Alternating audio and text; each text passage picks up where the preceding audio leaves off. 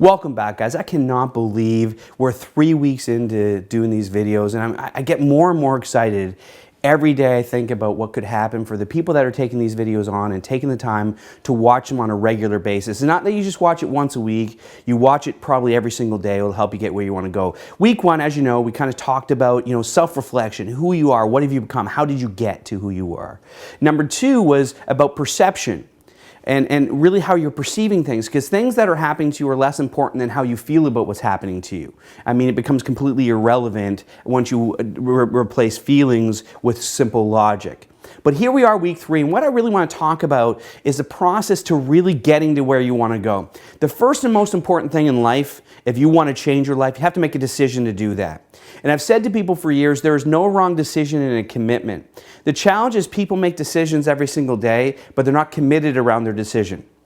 There's just nothing around that at all. See, to decide to do something great with your life is great, but then you have to commit to the process. It's like people who decided to quit smoking, but they didn't commit to the outcome to make sure that happened. The person that decided to have a better relationship with their partner, but they didn't commit to the outcome of that. Because see, deciding means that you're willing to go through whatever obstacles are put before you.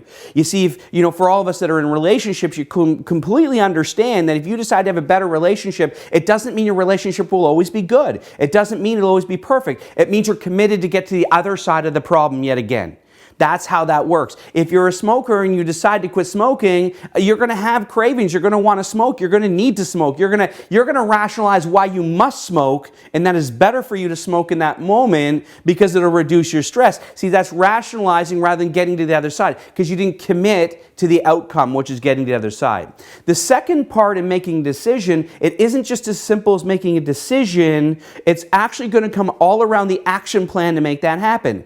The action plan means that you have a plan, a start date, end date, consistency to make that happen. You have to have action. You can't do anything without action. I remember years ago when I changed my career, I made a decision to leave. I was in the service station business, leave the service station business, go in the financial services business, and I made a decision to do that.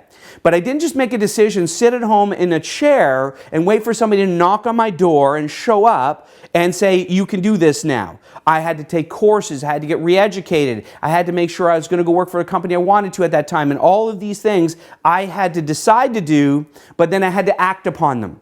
So the next thing I want to leave in your mind today is your action plan. Are you acting on the things that you really want in your life? Or are you just sitting waiting for things to happen? You can't wait for things to happen. My dad always said to me, I can remember since I was 12 years old, and I'm sure my dad wasn't the first one to say it, but as far as I'm concerned, it's his quote, things don't happen, people make things happen. And I've lived by that philosophy. I've lived by that statement. My dad was my hero in my life and just an incredible man. I'm so thankful for some of the lessons he taught me. But the most important one was that nothing in your life will happen until you make it happen. So the first thing is the decision. The second part is to act upon the decision. But here's the part that's the killer. This is the part that nobody wants to do and nobody can get through: persistence.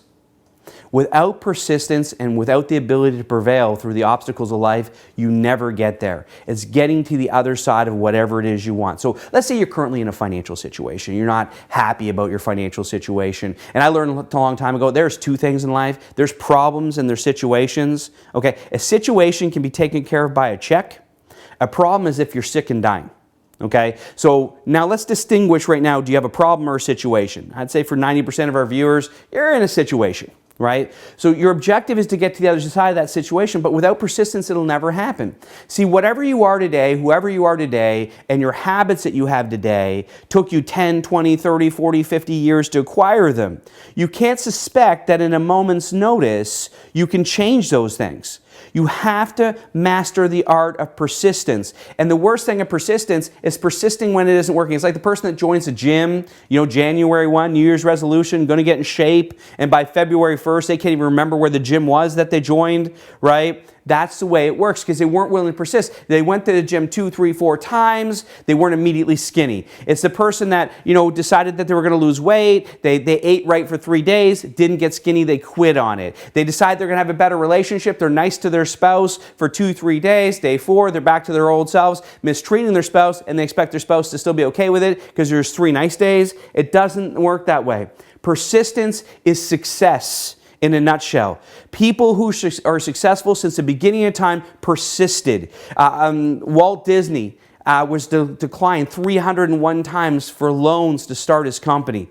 301 times he had to persist. Imagine if he quit on the 300th time. There'd be no Mickey Mouse.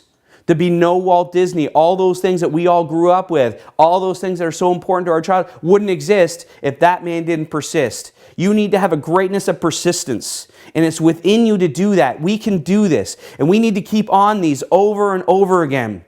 I'm looking forward to our upcoming course, as I mentioned the first week, Mental Mastery, The Art of Overcoming. It's kind of a segue to a forthcoming book we have coming out called Overcoming, the Practical Art of Overcoming Life's Obstacles, because we all have them. The very simple, basic obstacles. But without making a decision to change your life and without applying action to it and persisting in that action, you will never acquire your goals and dreams you want. Your life will just be a repeat of your life. Your life is Groundhog Day. So let's hope by the time we're done these videos, you're no longer in Groundhog Day. I appreciate you guys listening. Looking forward to seeing you next week.